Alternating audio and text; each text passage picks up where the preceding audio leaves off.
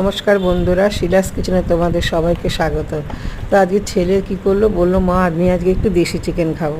তো দেশি চিকেন নিয়ে এসে আমি ভালো করে আদা পেঁয়াজ রসুন কাঁচা লঙ্কা বেটে নিলাম, একটু জিরেও বাটলাম, দিয়ে ভালো করে টক দই একটু কাঁচা লঙ্কা বাটা শুকনো লঙ্কা বাটা দুটোই দিয়েছিলাম, আর দিয়েছিলাম টমেটো, দিয়ে ভালো করে মাখলাম। এদিকে দেখলাম সব মশলাগুলো করছি।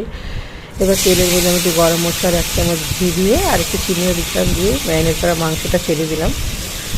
এবার দিয়ে বাটা মশলাটাও দিলাম, দিয়ে ভালো করে নাড়াচাড়া করলাম। তো দেশি চিকেনটা খেতে ভীষণ ভালো হয়। আমি কড়াইতে করেছি, অনেকে প্রেশার কুকারে করে, তো প্রেশার কুকারে অতটা ভালো লাগে না।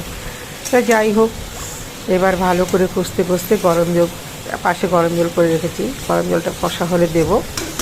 তো আর তো তো দেখো, তো আমি এবার গোটা পেঁয়াজে দিলাম, কিছুটা ছোটো ছোটো পেঁয়াজ ছিল সেগুলো আমি মাংসের মধ্যে দিলাম, আর আলুটাও ভেজে রেখেছিলাম, আলুটাও দেবো।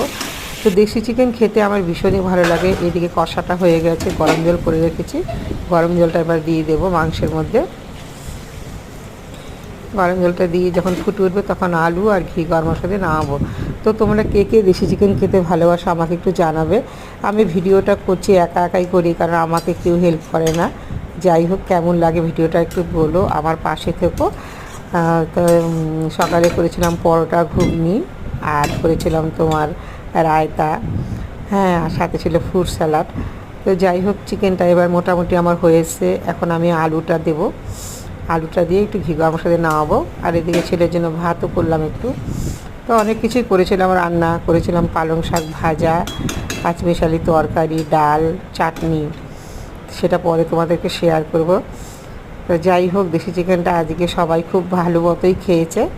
হ্যাঁ, দেখো রান্নাটা আমি পুরোপুরি কড়াইতে করেছি, আমি বেশি তেল দিই না, অল্প তেলেই করেছি। তো এবার দেখো, এই যে আলুও দিয়ে দিয়েছি, আলু ঘি গরম মশলা দিয়ে এবার আমি নামিয়ে ফেলবো। তো কেমন লাগলো তোমরা সবাই জানিও, আর আমার একটু পাশে থেকো। টাটা সবাই, তোমরা ভালো থেকো, আর কেমন লাগলো একটু জানিও, আর কোথা থেকে দেখছো একটু বলো। টাটা।